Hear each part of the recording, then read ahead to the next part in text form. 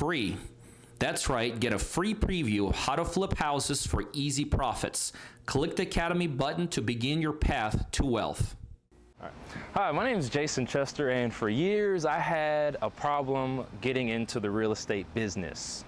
I was surfing the internet one day and I came across Peter's coaching program on Craigslist actually. He has an online video course and I decided to go for it.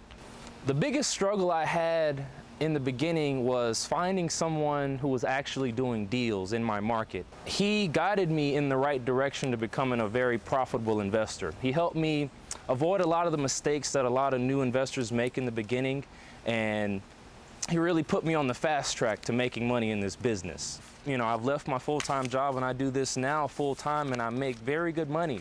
So, you know, if you're interested in learning about real estate from, you know, a leading investor, Peter's your guy.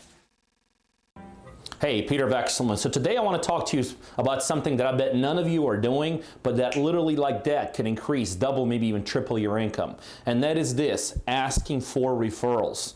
See, amazingly to me, this business, although it has so much upside on referrals, as I look at the landscape of people I work with and people I kind of observe, even some, you know, internal things we do here, this business does not lend itself, or people that are active, to ask for referrals. Think about this. So many other industries, whether, you know, if you're an insurance agent or if you ever work with an insurance agent, guess what? Those guys are not leaving your house till you give them another, you know, 20 or 10 names of people they can talk to about potential insurance. Car guys, they're amazing at getting referrals for future business with people that you know. In this business, for whatever reason, and I'm not sure why, people do not ask for referrals. But that is an incredibly important thing that you got to do in this business. See, whether you're on a buyer side or the seller side, you absolutely positively have to ask for referrals. I'll tell you a story. When we started in this business many years ago, I literally myself used to go and door knock and look for deals. I mean, that was one of the ways that I used to find deals. Always, when I would talk to people, I would ask for a referral. If you're dealing with sellers right now and you do a deal with them or you don't do a deal for them, make it absolutely mandatory that you absolutely ask for a referral. Mr. Smith, hey, I'm glad we did the deal. Who else do you know that maybe went to selling a house? Or Mr. Smith, you know, I'm sorry we can't put your deals together at this point, but who else do you know? Buyers, sellers, anyone that you know in this business, they all know people in this industry. They might not know professionals in this industry, but remember, our industry is anyone that's looking to buy or sell real estate. Everybody knows people that owns real estate, right? Everybody knows people that may be looking for real estate.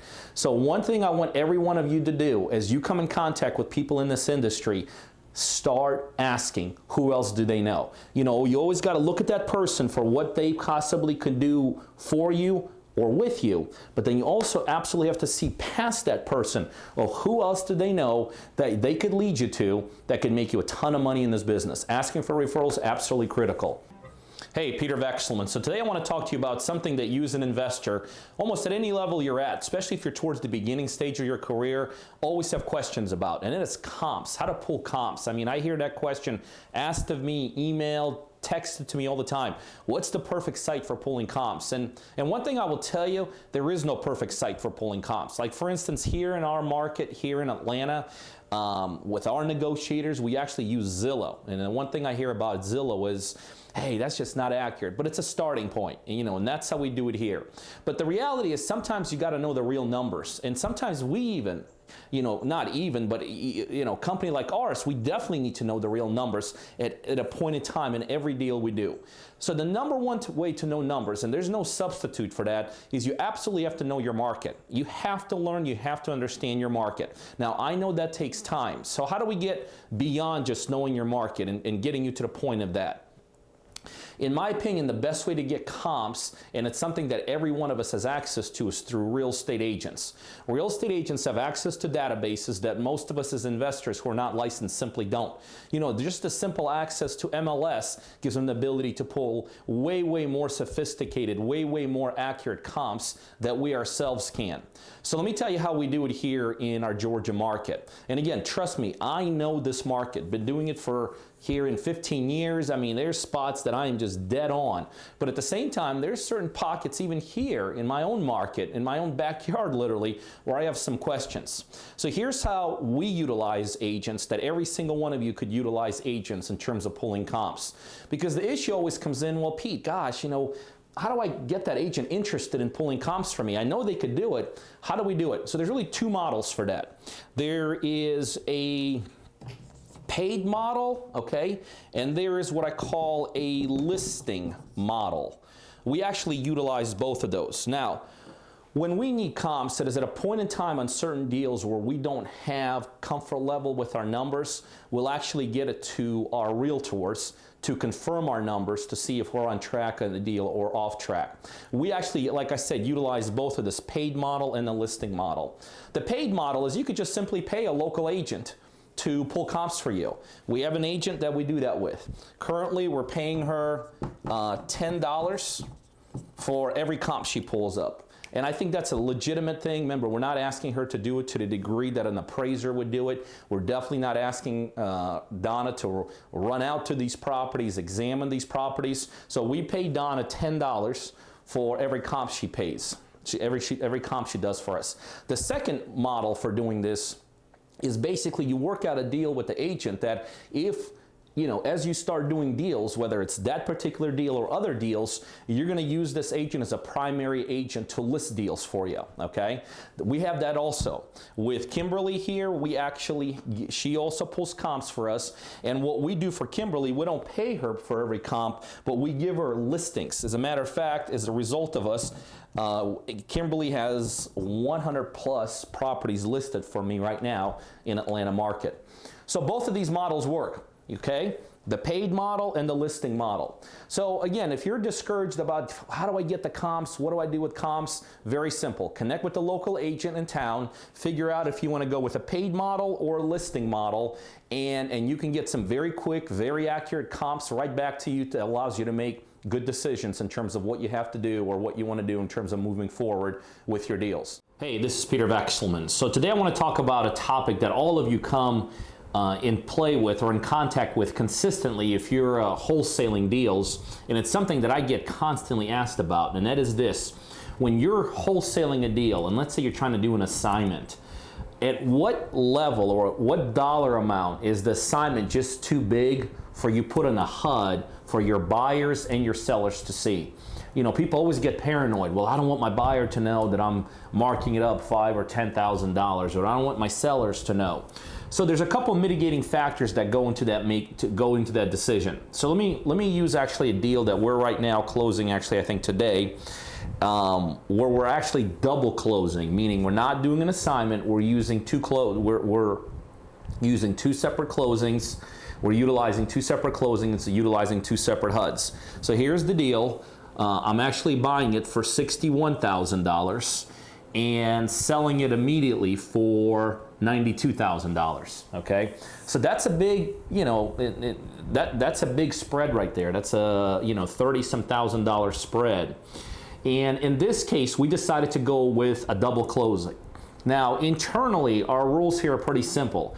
We'll do an assignment, anything 15 or below, and anything 15 or above, we're going into a double closing. Now, some people even get worried about lower assignment fees. Like, you know, people all the time contact me like, gosh, Pete, I'm making $5,000. I don't want to do an assignment on this one. I don't have the money to do a double closing and all this. So a couple things for you to consider. Number one, you have to make sure you're using very savvy closing attorneys or title companies, depending what state you're in. A good closing attorney, a good title company is able to kind of so-called hide these assignment fees. So what I always recommend is you always want your closing agents to put your assignment fee, no matter how big or how small, on the second part of the HUD towards the bottom of the HUD. Because really in the end, if you're a buyer, and especially if you're a seller, the real parts of the HUD you're looking for are the first page of the HUD. You know, here's my sales price and here's what I'm making. You know, or here's my purchase price and here's what I'm paying. Many times the second page, you know, it just kind of breaks up fees that are all summarized in the front page, that they can't even see it. So you have to have a good and a savvy closing agent, very important. A good and a savvy closing agent will also be able to explain the assignment fees and, and kind of work through them in a very nonchalant manner. The one thing I always recommend is you do not want to use a closing attorney or an agent that or a title company that just throws these assignment fees into the buyers and sellers' faces. There's no need for that. It's just part of the transaction. It's everything we do is above board and it's very legit. But again, there's certain things that you want to showcase and certain things we don't. That's one of them. So the size of the assignment fee matters. The closing agent matters very much. The placement of the assignment fee matters very much also. Now, here's the other issue that people come in, maybe on some of these larger flips that you're doing, is that when you go into a double closing, most of the time you have to fund the front end transaction. So a couple things as a result of that. And a lot of times investors just don't have the money to fund, here's a $60,000 that needs to be brought to this closing. A lot of investors, or maybe you yourself, don't have the kind of money you need on the front end. Again, a couple things here.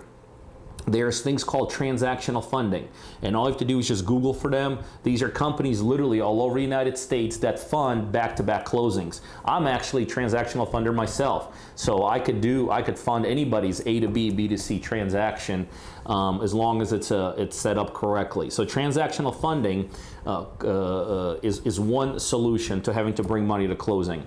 Number two, again, going back to having the right closing agent or the right title company.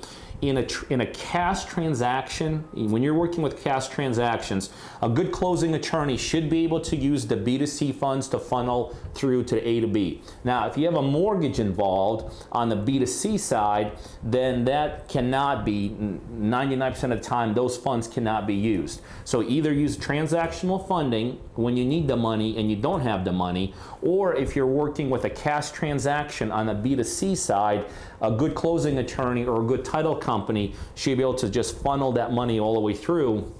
One of the things we do when we work with our closing attorneys is that we make sure that our closing attorneys can funnel the B2C down to A. Now, in certain regards, the B2C people do not want their funds to be used, because when these transactions are done the right way, you have to disclose that the B2C funds will be used for the A to B funds. And usually it's just a document that the actual purchaser signs on the back end, knowing their money has to be will be used to funnel through. Again, some buyers, they don't want that to happen. No big deal. Obviously, we have no problem funding these ourselves. And if that happens to you, or they don't want those funds to be used, then you got to go into a transactional mode. So those are the things that you want to consider. Now, let's tell you something else that almost overshadows almost all of these things I've been talking about, and that is what we do here, and that is we always disclosing to everybody, our sellers, our buyers, exactly what's going on. See, in a transaction like this, even though we are using a double closing, just because the enormity of this transaction in terms of the profit margin, but the bottom line is, guess what? Our seller here knows exactly what we're doing in this transaction. That we're actually not stepping in ourselves, but we're moving this property to a third-party investor. So there's no surprise for them, even if we did have to go into an assignment. And guess what? Our buyers, they know exactly what's going on too. So the ultimate way to make sure that you have security, that these transactions don't fall apart, always disclose to your sellers, to your buyers, exactly how the transactions are structured, and that is the ultimate way to negate any kind of issues that can come up with closings when you're doing assignments.